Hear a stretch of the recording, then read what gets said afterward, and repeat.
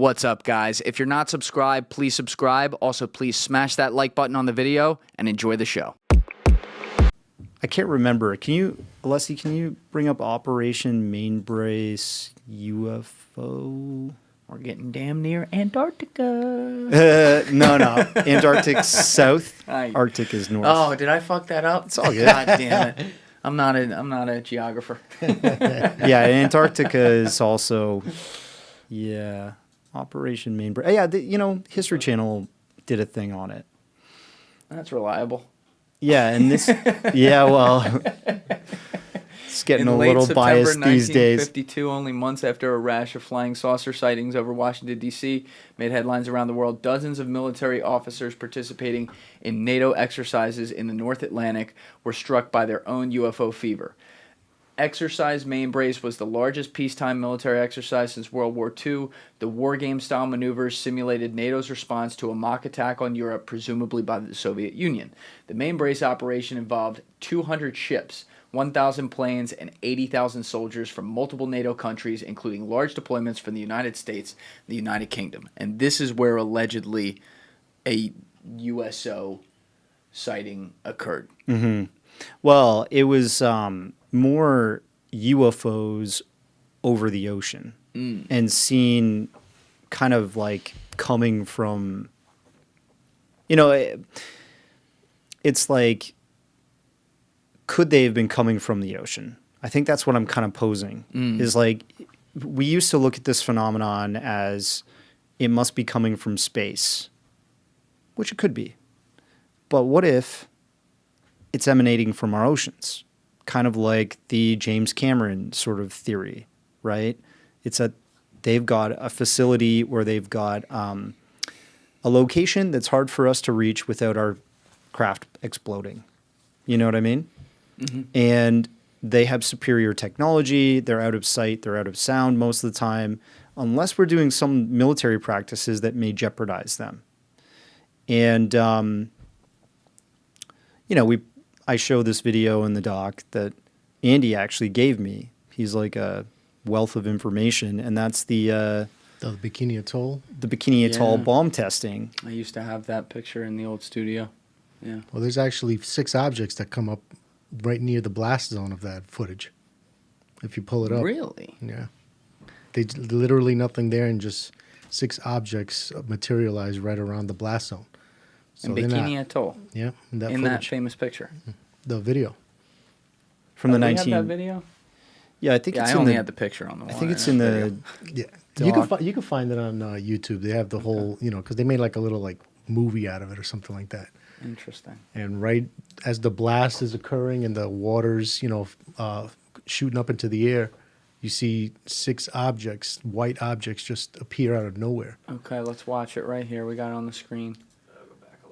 This might be a little bit different from the one that he's got. I think the one he has is not necessarily Bikini Atoll. I think it's 1950s 50, yeah. instead of 1946. Okay. You can pull it up in the doc if you want. I think you downloaded it. We did. Yeah, I airdropped that to you, right, Alessi? Yeah. The full doc.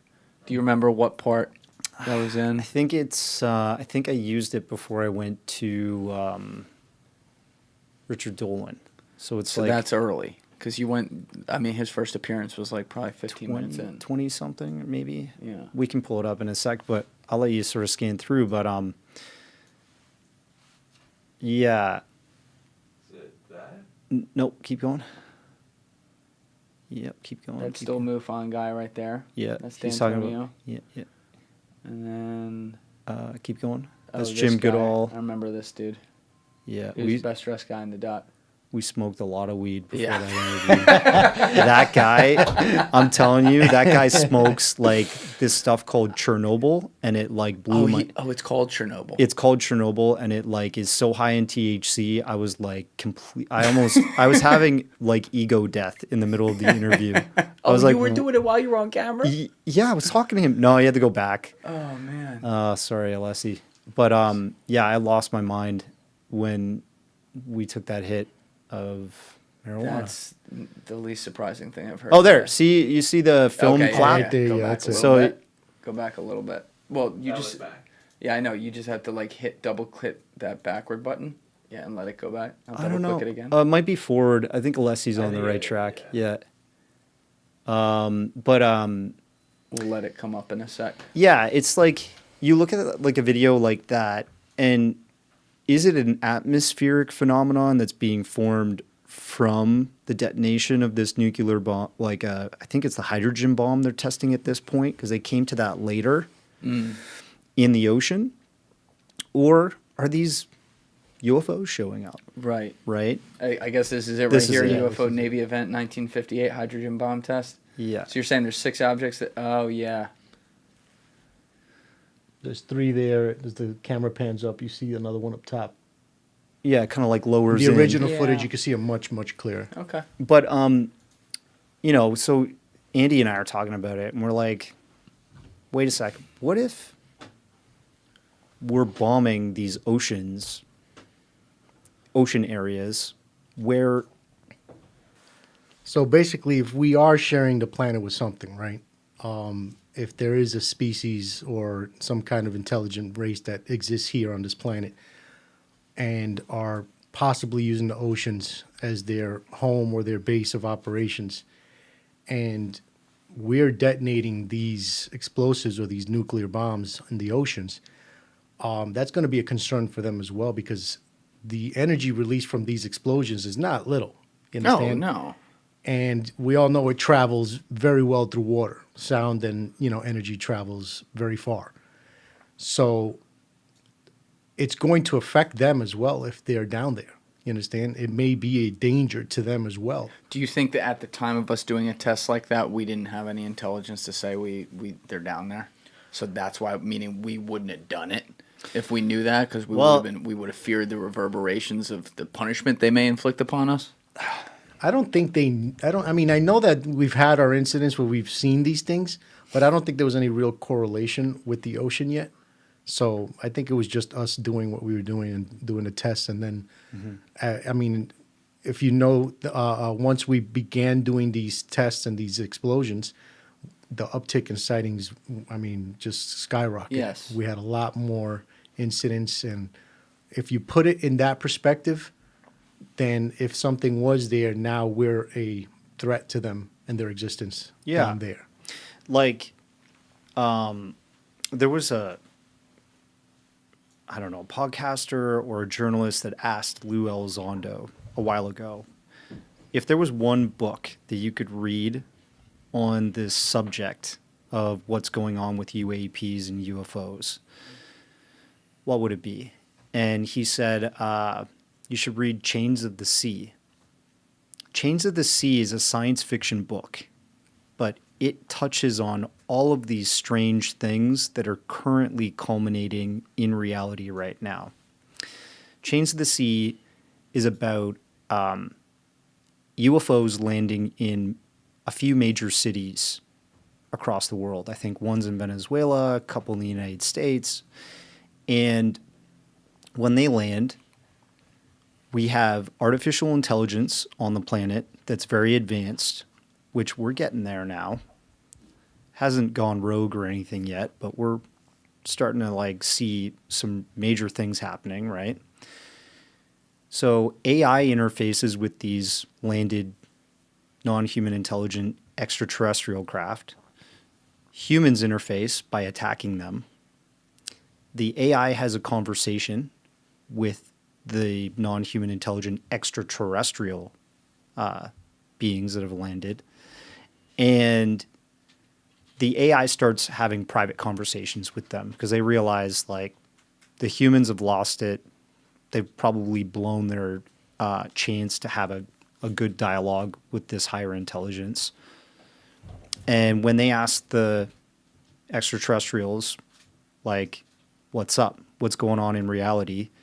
The ETs say, the humans are not actually the masters of this domain. There's other intelligence that are higher and more superior that are also living here that have more mastery over this domain. And some of that was alluded to being ocean-based. So it just kind of And I think he said that it was only 25% accurate, if that. But he was trying to say all of these things are at play here. And look, artificial intelligence might be part of every advanced civilization's natural progression with technology. How do we know some of this UFO activity is not something like a von Neumann probe, Yeah. right?